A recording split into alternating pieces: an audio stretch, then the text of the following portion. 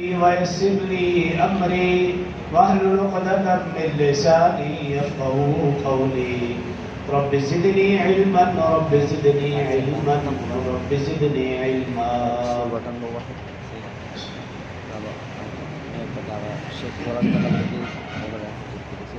میرے تحریر واجب اور احترام برادران اسلام، دوستوں، بزرگوں، بھائیوں، اسلامی مہینوں کے اعتبار سے یہ 10واں شوال المعظم کا مہینہ ہے. اس مہینے کے حوالے سے 3-4 جو بڑے واقعات اس کا ذکر کر کے پھر اپنے موضوع کی طرف آؤں گا. پہلا یہ کہ یہ عید کا مہینہ اور شوال کے 6 روزے،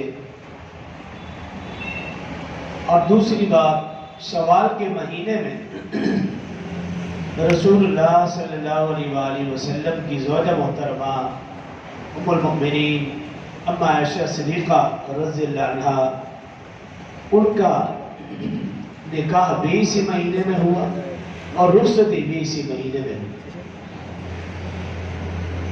اور تیسرا یہ سن 3 ہجری شوال کا مہینہ غزوہ احد پیش آیا. سن 8 ہجری شوال کا مہینہ غزوہ حنین پیش آیا. اور ایک موضوع یہ کہ اسی مہینے میں رسول اللہ صلی اللہ علیہ وسلم نے خلیفہ اول، خلیفہ بلا فصل، افضل البشر بعد الانبیاء سیدنا ابوبکر صدیق رضی اللہ عنہ کو امیر حج بنایا. اور ایک موضوع یہ کہ شمال المکرم کے مہینے سے بر صغیر پاک و ہند کے اندر جتنے بھی مدارس ہیں ان تمام مدارس میں نئے تعلیمی سال کا آغاز کیا جاتا ہے، نئے داخلے ہوتے ہیں. تو علم کی اہمیت، تو آج کے مختصر سے خطبہ میں حضرت عائشہ رضی اللہ عنہ کے حوالے سے چند گزارشات درج کروں گا، اور اگلا جمعہ علم کی اہمیت کے حوالے سے. اس سے پہلے یہ کہ اس مہینے کا نام شوال کیوں ہے. حدیث مبارکہ رسول اللہ صلی اللہ علیہ وسلم نے ارشاد فرمایا انما سمی شوالا لأن فیہ شالت ذنوب المؤمنین، کہ اس مہینے کا نام شوال اس لیے رکھا گیا کہ اس مہینے میں اللہ تعالیٰ ایمان والوں کی بخشش اور مغفرت فرماتا ہے. تو اس مہینے کی یکم شوال عید الفطر، ایمان والوں کی بخشش مغفرت کا دن، اور پھر اس کے ساتھ 6 روزے، یہ بھی یقیناً بخشش اور مغفرت کا بہانہ. عید والے دن اس حوالے سے بھی تھوڑا سا عرض کیا تھا، اس کے فضائل ذکر کیے تھے. بس وہ اس حوالے سے جو غلط فہمی پائی جاتی ہے اس حوالے سے ایک بات عرض کر دیتا ہوں دوبارہ، کہ بعض لوگ یہ سمجھتے ہیں کہ عید کے اگلے دن روزہ رکھیں گے تو ہی روزے ہوں گے ورنہ نہیں ہوں گے. ایسا بالکل بھی نہیں. بعض یہ سمجھتے ہیں کہ عید کے اگلے دن روزے رکھیں گے تو ثواب ملے گا، اس کے بعد رکھیں گے تو ثواب نہیں ملے گا. یہ ساری باتیں اپنی طرف سے من غلط ہے. پورا مہینہ ہے، اس پورے مہینے میں 6 روزے جب چاہے. حدیث مبارکہ میں ہے جو شخص یہ 6 روزے رکھتا ہے، ایک روزہ جب وہ رکھتا ہے اللہ اس کی اور جہنم کے درمیان 3 خندقوں کا فاصلہ فرما دیں گے، اور ایک خندق کا فاصلہ زمین و آسمان کے فاصلے سے بھی زیادہ ہے. تو یہ 6 روزے ہیں. مستحب یہ ہے کہ اس مہینے کے آغاز میں، یعنی عید کے دوسرے تیسرے دن کے بعد اب 6 روزے رکھ رہے ہیں اکٹھے، یہ مستحب عمل ہے. لیکن فتاوی عالمگیری کے اندر ہے کہ مناسب یہ ہے کہ پہلا ہفتہ انسان تھوڑا سا آرام کر لے، ریسٹ کر لے.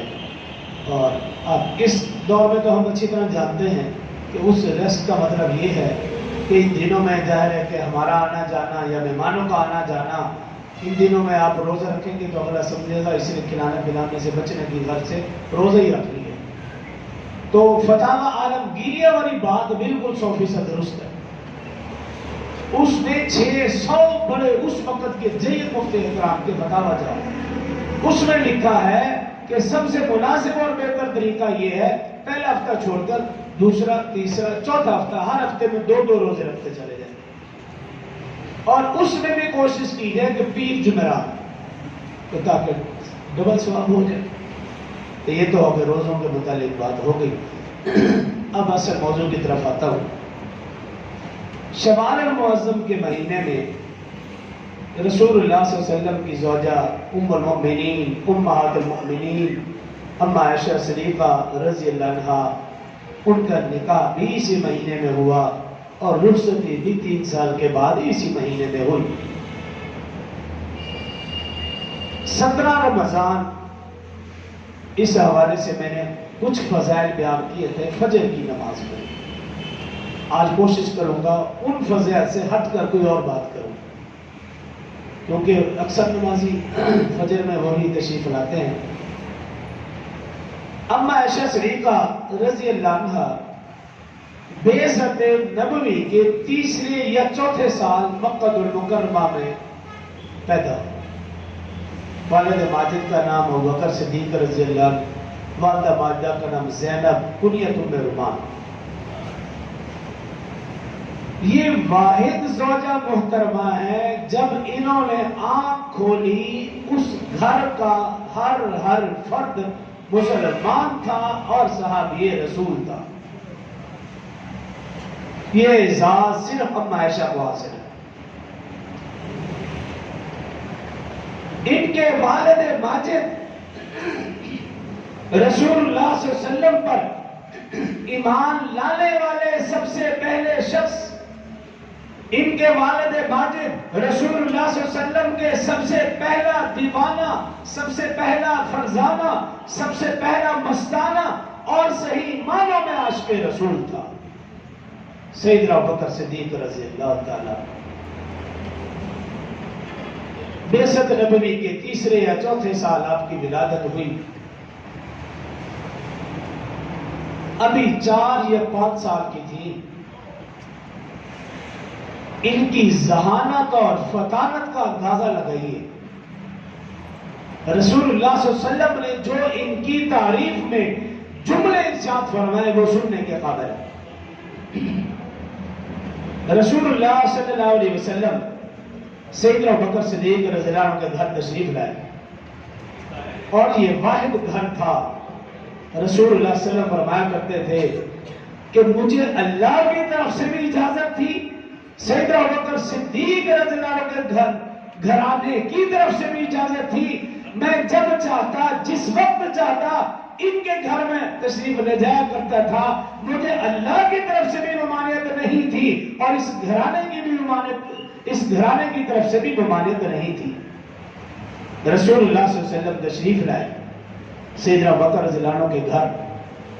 اما عائشہ صدیقہ رضی اللہ عنہا بچی ہیں، 4-5 سال کی ہیں، کھیل کود میں لگی ہوئی ہیں، گڑیا پکڑی ہوئی، ایک ہاتھ میں دوسرے ہاتھ میں گھوڑا ہے، ایسا گھوڑا کہ جس کے پر بھی بنے ہوئے ہیں، اس کے ساتھ کھیل کود میں مصروف ہیں۔ رسول اللہ صلی اللہ علیہ وسلم کا گزر ہوا، آپ نے پوچھا ہے عائشہ تمہارے ہاتھ میں کیا؟ عرض کیا رسول اللہ صلی اللہ علیہ وسلم یہ گڑیا اور یہ گھوڑا۔ رسول اللہ صلی اللہ علیہ وسلم نے فرمایا اے عائشہ گھوڑے کے تو پر نہیں ہوتے۔ اب جو عائشہ نے جواب دیا وہ ان کی ذہانت فطانت۔ عرض کیا رسول اللہ صلی اللہ علیہ وسلم میں نے سنا ہے حضرت سلمان علیہ السلام کے جو گھوڑے تھے ان کے جو پر تھے۔ اس بچپنے میں دیکھو ان کی ذہانت کہ ان کا ذہن کہاں تک پہنچا۔ رسول اللہ صلی اللہ علیہ وسلم نے ارشاد فرمایا اے عائشہ تمام صحابہ اور صحابیات سے سب سے زیادہ بڑھ کر یادداشت تیری ہے، تیرے سے زیادہ کسی اور کی یادداشت ہو ہی نہیں سکتی۔ یہ جملہ آپ نے اما عائشہ کے لئے کہا جب وہ 4-5 سال کی چھوٹی بچی ہے۔ کیسی بات فرمائی۔ حضرت سلمان علیہ السلام کا دور کہاں اور رسول اللہ صلی اللہ علیہ وسلم کا دور کہاں، اور بات کیا ارشاد فرمائی۔ چھوٹی بچی ہیں 4-5 سال کی، جب ان کی عمر مبارک 6 سال ہوئی، بعثت نبوی کا 10واں سال ہے، رسول اللہ صلی اللہ علیہ وسلم نے اس سال کا نام رکھا ہے عام الحزن، غم کا سال۔ اسی سال میں آپ کی رفیقہ حیات ام المؤمنین اما خدیجہ الکبریٰ رضی اللہ عنہا کی وفات ہوئی۔ اسی سال آپ کے چچا حضرت ابو طالب کی وفات ہوئی۔ ان دو عظیم ہستیوں کا سانحہ ارتحال رسول اللہ صلی اللہ علیہ وسلم کے لیے بہت بڑا صدمہ تھا۔ آپ غم زدہ تھے۔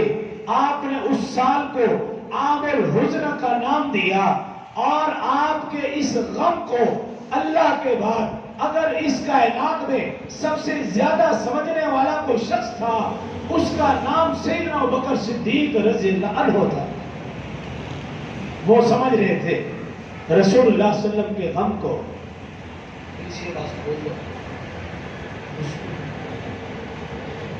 ابوبکر صدیق رضی اللہ عنہ آپ کے غم کو سمجھتے تھے، آپ کے رفیق سفر تھے، آپ کے دوست تھے، آپ کے یار تھے۔ سیدنا ابوبکر صدیق رضی اللہ عنہ کے دل میں خواہش پیدا ہوئی، اور سیدنا ابوبکر صدیق رضی اللہ عنہ فرمایا کرتے تھے، میری زندگی کی 3 بڑی خواہشیں، اللہ نے وہ تینوں خواہشیں پوری کی۔ فرمایا کرتے تھے میری سب سے پہلی خواہش یہ تھی کہ مال میرا ہو اور رسول اللہ صلی اللہ علیہ وسلم کے قدموں میں نشاور کر دو، اور اللہ نے ان کی یہ خواہش پوری کی۔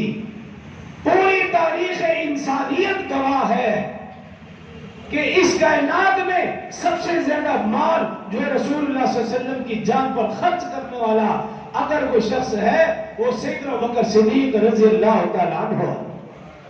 صرف مال نہیں، میں عرض کیا کرتا ہوں، اگر کسی نے اپنی اولاد کو بھی رسول اللہ صلی اللہ علیہ وسلم پر قربان کیا، وہ بھی سیدنا ابوبکر صدیق رضی اللہ تعالیٰ عنہ۔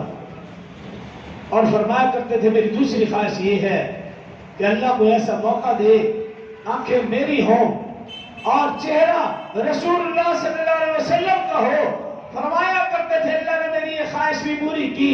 غار ثور تھی، فرماتے ہیں 3 دن 3 راتیں رسول اللہ صلی اللہ علیہ وسلم میری گود میں ایسے تھے جیسے قرآن رحل میں رکھا جاتا ہے۔ 3 دن 3 راتیں آنکھیں میری تھی، چہرہ رسول اللہ صلی اللہ علیہ وسلم کا تھا۔ میں زیارت کرتا رہا، میرے سوا کوئی بھی رسول اللہ صلی اللہ علیہ وسلم کو اللہ کے بعد دیکھنے والا نہیں تھا۔ اللہ نے یہ خواہش بھی پوری کی، اور فرماتے میری تیسری خواہش یہ تھی کہ بیٹی میری ہو اور خادمہ رسول اللہ صلی اللہ علیہ وسلم کی ہو۔ اللہ نے میری یہ خواہش بھی پوری فرمائی۔ مشکات شریف شرح مظاہر حق جلد نمبر 5 صفحہ نمبر 798 ایک حدیث مبارکہ درج ہے۔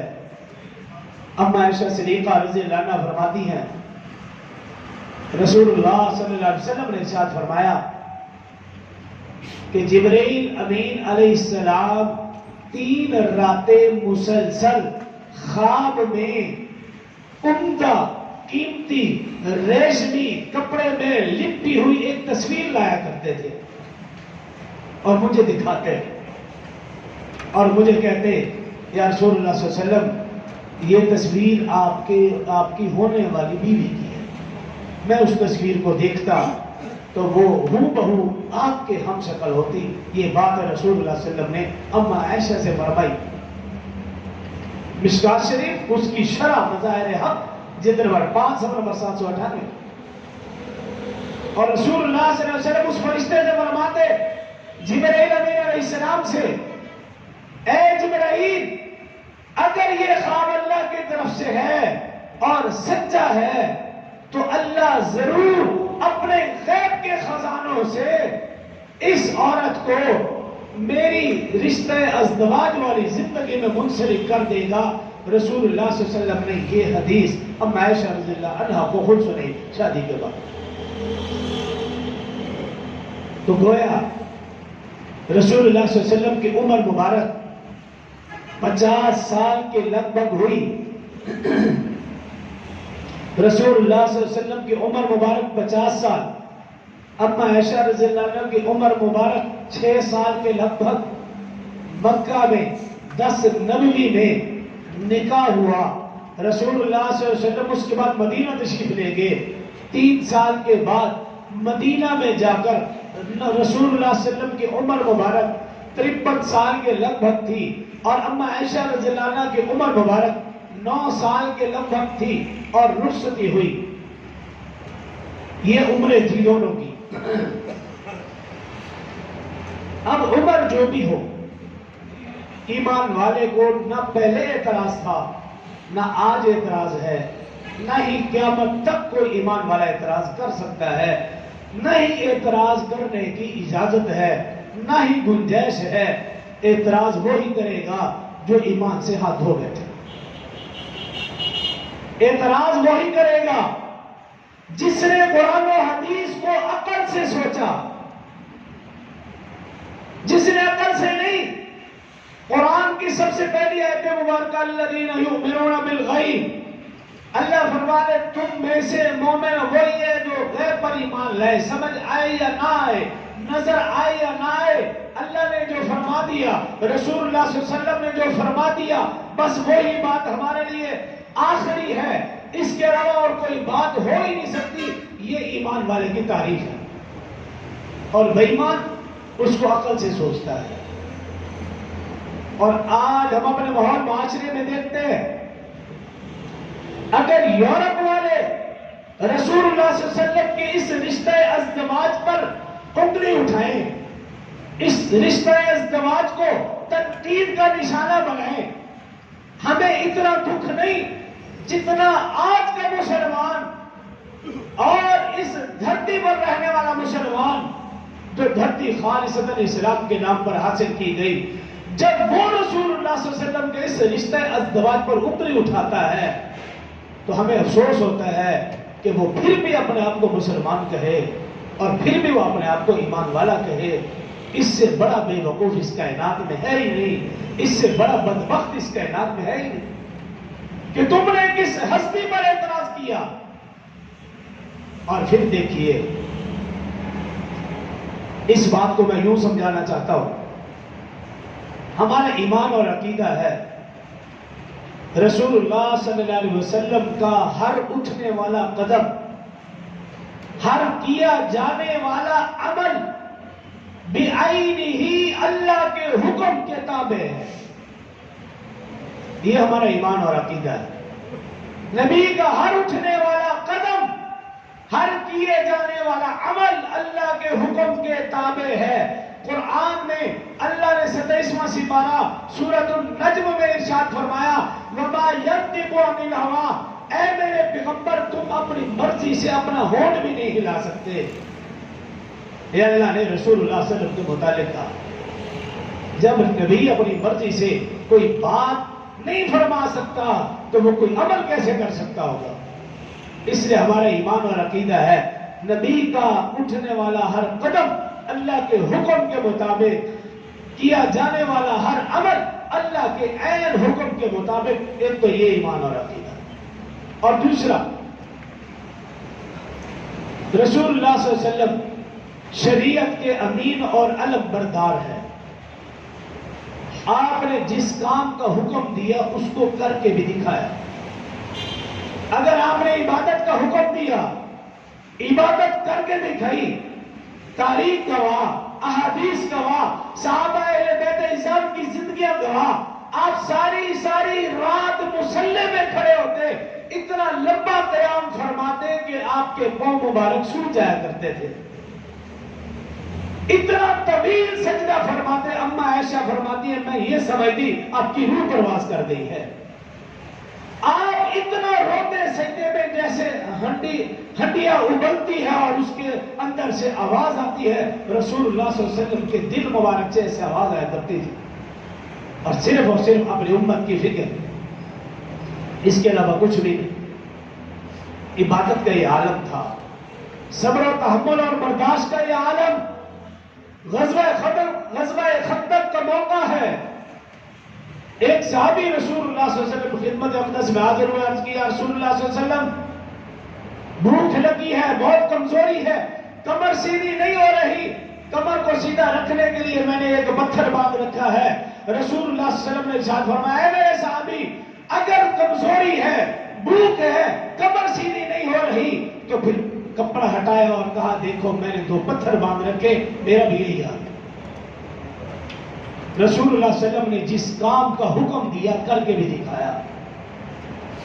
اب اس بات کی طرف آئیے جو میں آپ کو سمجھانا چاہتا ہوں۔ رسول اللہ صلی اللہ علیہ وسلم کی عمر مبارک 25 سال ہے، خوبصورت ہے، حسین ہے، جمیل ہے۔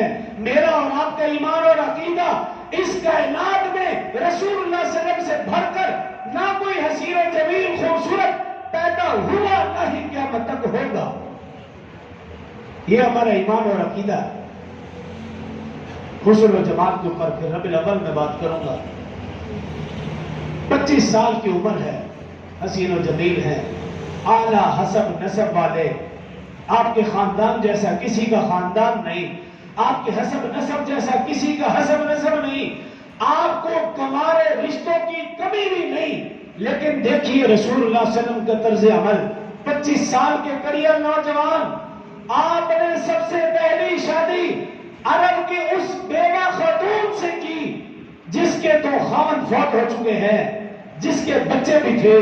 رسول اللہ صلی اللہ علیہ وسلم سے وہ 15 سال بڑی بھی ہے اور بڑھاپے میں قدم رکھ چکی ہے، لیکن رسول اللہ صلی اللہ علیہ وسلم نے 25 سال کی عمر میں اس بیوہ اور بڑھیا خاتون سے شادی کی اور یہ بتا دیا کہ اگر میں نے 25 سال کی عمر میں اس بڑھیا خاتون سے شادی کی یہ بھی اللہ کا حکم تھا، اور اگر میں نے 53 سال کی عمر میں 6 سالہ 9 سالہ معائشہ سے شادی کی یہ بھی اللہ کا حکم تھا۔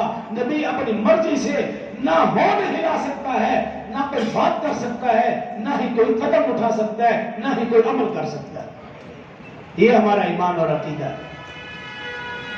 لیکن آج نئی نسل، نیو جنریشن، نیٹ کی پیداوار، جس نے قرآن و حدیث سے موبائل کو سمجھ رکھا ہے، موبائل کے علاوہ کسی کی بات کو نہ سنتے ہیں نہ سمجھتے ہیں، اسی مجبوری کو دیکھ کر یہ موبائل لگایا گیا ہے تاکہ آپ جب اپنا موبائل کے اوپر وقت ضائع کرو تو شاید کوئی اچھی بات بھی سننے کی مل جائے، اور آپ کوشش کیا کرو ایسے حضرات کو سنیں جن کے بارے میں آپ کو تسلی ہو، جن کے بارے میں آپ کو یقین ہو کہ یہ صحیح بات کرنے والے لوگ ہیں۔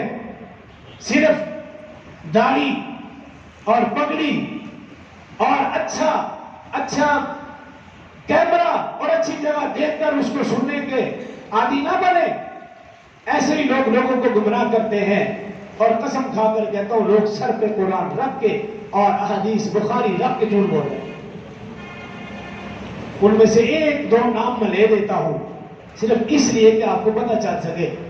سب سے مشہور فتنہ پاکستان کا مرزا انجینئر محمد علی، نام چیک کیجیے اور کام چیک کیجیے، نہ حافظ، نہ قاری، نہ عالم، ایک دن بھی آج کسی مدرسے میں نہیں گیا۔ وہ خود بھی اس بات کا اعلان کرتا ہے میں ایک دن بھی کسی مدرسے میں نہیں گیا۔ اگر آپ کو کوئی تکلیف ہو اور آپ کسی موچی کے پاس چلے جاؤ اور وہ آپ کو دوائی لکھ دے، کیا آپ وہ قبول کر لیں گے؟ نہیں، ایسا چاہیے جس کے بعد ڈگری ہو، اس کی بات میں مانوں گا۔ ایک عام موچی، ایک دنیا دار شخص جس کے بعد ڈاکٹر کی ڈگری نہیں، اس کی بات آپ ماننے کے لیے تیار نہیں۔ کیوں؟ تمہیں اپنی جان کی فکر ہے، ایمان کی فکر نہیں۔ جس کے پاس حفظ کی، تجوید کی، عالم دین کی ڈگری نہیں، اور آج کا نوجوان اسے سنے اور پھر کہے اس کے فالوور تو چیک کرو کتنے زیادہ ہے۔ یہ تو رسول اللہ صلی اللہ علیہ وسلم کا فرمان ہے، قرآن پاک کے اندر بھی ہے اچھے لوگ کم ہیں اور اچھے لوگوں کے پیروکار بھی کم ہیں، یہ قرآن پاک کے اندر ہے، اور برے لوگوں کے پیروکار زیادہ ہے۔ اس کی برے ہونے کے لیے یہی بات ہی کافی ہے۔ تو میں یہ عرض کرتا ہوں اچھے لوگوں کو سنیں، ان فطروں کے پیچھے مت پڑے۔ اور اس کا کیا کہنا، ایک شخص کو گمراہ کرتے ہوئے وہ کہتا ہے بھی دیکھو کیا تم اپنی 6 سال کی بچی کو 53 سال کے 50 سال کے بوڑھے کے ساتھ شادی کرو گے؟ کہے گا نہیں. کہے گا جب تو اپنی 6 سال کی بیٹی کا 50 سال کے بوڑھے کے ساتھ نکاح نہیں کر سکتا تو یہ نکاح کیسے ہو گیا؟ ایسے گمراہ کرے گا. اور وہ گمراہ کرتا ہے اور لوگوں کو کیا کہے گا بھی دیکھو حضرت علی المرتضیٰ، حضرت امیر معاویہ، حضرت عائشہ رضی اللہ عنہا، ان کے درمیان جنگیں ہوئی، ہزاروں لوگ قتل ہوئے، کیا یہ تینوں درست جنت میں جائیں گے؟ تو پھر آج کا شخص جب ایک دوسرے کو قتل کرتا ہے تو اس کا کیا قصور ہے؟ وہ ایسے گمراہ کرے گا. پھر آپ لوگ کیا کرو؟ جس نے عقل کے ساتھ سوچا، عقل والوں کی بات مانی، وہ آج بھی گمراہ ہے، کل بھی گمراہ ہے. جس نے قرآن کے مطابق سوچا، حدیث کے مطابق سوچا، قرآن اور حدیث والوں کے مطابق اپنے ذہن کو بنایا، تو وہ شخص آج بھی کامیاب ہے، آخرت میں بھی کامیاب ہو. تو رسول اللہ صلی اللہ علیہ وسلم کو رشتہ ازدواج پر انگلی اٹھانے والا بے ایمان ہو سکتا ہے، ایمان والا نہیں ہو سکتا. اما عائشہ صدیقہ رضی اللہ عنہ کے فضائل اللہ نے قرآن میں بے شمار بتائے.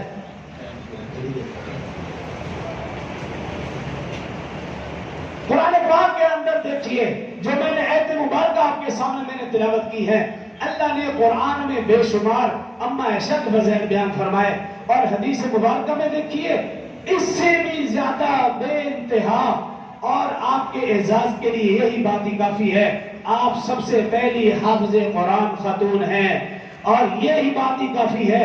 آپ سے 2210 احادیث مبارکہ مروی ہے. اور میں خواتین کے لیے اور اپنے لوگوں کے لیے ایک اور بات سنانا چاہتا ہوں. اما عائشہ صدیقہ رضی اللہ عنہا فرماتی ہے، میں رسول اللہ صلی اللہ علیہ وسلم کے ساتھ تشریف فرما تھی اور دروازے پہ دستک ہوئی. رسول اللہ صلی اللہ علیہ وسلم نے پوچھا کون ہو؟ کہا عبداللہ بن مکتوم. رسول اللہ صلی اللہ علیہ وسلم نے جلدی سے حضرت عائشہ کو اشارہ کیا کہ تم اٹھ جاؤ. وہ اٹھی نہیں. اتنی دیر میں عبداللہ بن مکتوم تشریف لائے اور بات کی اور چلے گئے. رسول اللہ صلی اللہ علیہ وسلم نے اما عائشہ سے کہا کہ میں نے تمہیں اشارہ بھی کیا تھا، تم اٹھ کے کیوں نہیں گئی؟ اما عائشہ رضی اللہ عنہا عرض کیا رسول اللہ صلی اللہ علیہ وسلم یہ تو بابا جی تھے اور نبینا تھے، بابا جی اور نبینا، ان سے کس بات کا پردہ؟ تو رسول اللہ صلی اللہ علیہ وسلم نے فرمایا وہ بابا تھے، تم تو بوڑھی نہیں ہو. وہ نبینا تھے، تمہیں تو اللہ نے بھی نہیں عطا کی ہے اتنا پردے کا حکم. اور پھر اس کے بعد ازواج مطہرات نے پردے کے اندر وہ سختی کی کہ حضرت فاطمہ الزہرا رضی اللہ عنہا کی زندگی دیکھیے. انہوں نے مرتے وقت یہ وصیت کی تھی کہ میرا جنازہ بھی رات کو اٹھانا، کسی غیر مرد کی نظر بھی میرے کفن کے اوپر نہ پڑے. وہ تو ایسی ازواج مطہرات اور رسول اللہ صلی اللہ علیہ وسلم کی منات تھی. آج ہم اور ہماری مائیں بہنیں بیٹیاں انہی کا نام لیوا ہے. اور آج کا شخص جملہ کیا بولتا ہے کہ اصل پردہ تو آنکھوں کا ہے، آنکھوں میں حیا ہو بس. ایسا نہیں. جو رسول اللہ صلی اللہ علیہ وسلم نے فرمایا وہ بالکل 100% صحیح فرمایا. اما عائشہ رضی اللہ عنہا ان کا علمی مقام دیکھیے، علمی مقام. صحابی رسول حضرت ابو موسیٰ اشعری رضی اللہ عنہ بہت بڑے صحابی ہے، جلیل القدر صحابی. فرماتے ہیں صحابہ کرام کو جب جدید سے جدید مسئلہ پیش آتا وہ اما عائشہ کی خدمت میں حاضر ہوتے اور وہ اس مسئلے کا حل فرما دیا کرتی تھی. امام زہری بہت بڑے امام گزرے، وہ فرمایا کرتے تھے کہ حضرت عائشہ صدیقہ رضی اللہ تعالی عنہا عہد صدیقی ہو، فاروقی ہو، عثمانی ہو، افتا کے سب سے بڑے منصب پر فیض تھی، سب سے بڑی مفتیہ تھی. کبائر صحابہ کو بھی بڑے سے بڑا مصرع پیش آتا وہ بھی اما عائشہ کی خدمت میں حاضر ہوا کرتے تھے. حضرت مسروق بن اجدع یہ بھی صحابی رسول اور اما عائشہ کے شاگرد رشید فرماتے میں نے بڑے بڑے صحابہ اکرام کو دیکھا وہ اما عائشہ رضی اللہ عنہ خدمت میں آتے اور اپنے مسائل پوچھا کرتے تھے. عرض کرنے کا مقصد یہ ہے رسول اللہ صلی اللہ علیہ وسلم نے جو ان سے کم عمری میں اللہ کے حکم سے نکاح کیا اس میں سب سے بڑی حکمت یہی تھی کہ انہوں نے جو رسول اللہ صلی اللہ علیہ وسلم کی خدمت اقدس میں 10 سال گزارے، یہی 10 سال علم کو سیکھنے سکھانے کے تھے. یہی 10 سال تھے. کیوں؟ مکی زندگی 13 سالہ کوئی خاص حکم نازل نہیں ہوا. سارے کے سارے احکامات مدنی زندگی میں نازل ہوئے. مکی زندگی میں صرف ایمان اور یقین پر محنت تھی. مدنی زندگی میں باقی سارے نماز کا حکم 10 نبوی میں اترا معراج کے موقع پر. باقی روزہ ہے، زکوٰۃ ہے، حج ہے، جہاد ہے، دیگر سارے معاملات، سارے احکامات اللہ نے مدینہ میں نازل فرمائے. اور جب نازل فرمائے تب اما عائشہ صدیقہ رضی اللہ عنہا رسول اللہ صلی اللہ علیہ وسلم کی خدمت اقدس میں حاضر ہوا کرتی تھی، تشریف فرما تھی. اور رسول اللہ صلی اللہ علیہ وسلم کی رحلت کے بعد اما عائشہ رضی اللہ عنہا 48 سال زندہ رہی اور 48 سال تک رسول اللہ صلی اللہ علیہ وسلم سے انہوں نے جو کچھ بھی سیکھا وہ سارا کا سارا پیغام پوری امت تک پہنچایا اور آج ہم تک پہنچا ہے. قرآن کی جو میں نے سب سے پہلے آیت مبارکہ تلاوت کی تھی، النبی اولا بالمؤمنین من انفسہم وازواجہ امہاتہم الارحام. رسول اللہ صلی اللہ علیہ وسلم کی بیویاں امت کی مائیں ہیں. ایک وہ ماں جس کی نسبت میرے اور آپ کے باپ کے ساتھ ہے، اور ایک وہ ماں جس کی نسبت رسول اللہ صلی اللہ علیہ وسلم کے ساتھ ہے. فیصلہ آپ نے کرنا ہے زیادہ مقام کس کا ہے، زیادہ ناموس کی حفاظت کس کی کرنی چاہیے. جو کہا سنا اللہ مجھے اور آپ کو عمل کی توفیق دے. وآخر دعوانا